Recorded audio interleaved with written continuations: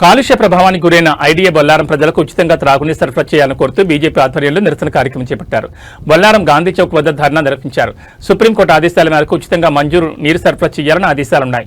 Bollaram circle అధికారులు ఈ ఆదేశాలు పట్టించుకోకుండా నల్లాబిల్లులు వసూలు చేయడం దారుణమన్నారు. రసాయన పరిశ్రమలు విడుదల చేసే కాలుష్యంతో ఆరోగ్యంగా ఆర్థికంగా బొల్లారం ప్రజలు తీవ్రంగా నష్టపోయారని, ఈ విషయాన్ని దృష్టిలో ఉంచుకుని ఉచితంగా త్రాగునీరు సరఫరా చేయాలని కోరారు.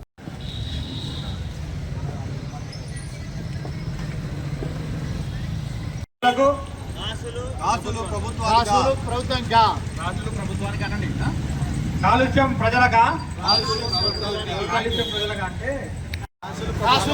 ప్రభుత్వానిగా కాలుష్యం ప్రజలగా ప్రభుత్వానిగా కాలుష్యం ప్రజలగా కాలుష్యం ప్రజలగా కాలుష్యం ప్రజలగా భారత్ మాతా కీ బొల్లారం ప్రజలపై నీటి బిల్లుల భారం బొల్లారం ప్రజలపై నీటి బిల్లుల భారం భారత్ మాతా కీ బొల్లారం ప్రజలపై నీటి బిల్లుల భారం కాలుష్యం ప్రజలగా కాసులు ప్రభుత్వానిగా కాలుష్యం ప్రజలగా కాలుష్యం ప్రజలగా కాలుష్యం ప్రజలగా కాలుష్యం ప్రజలగా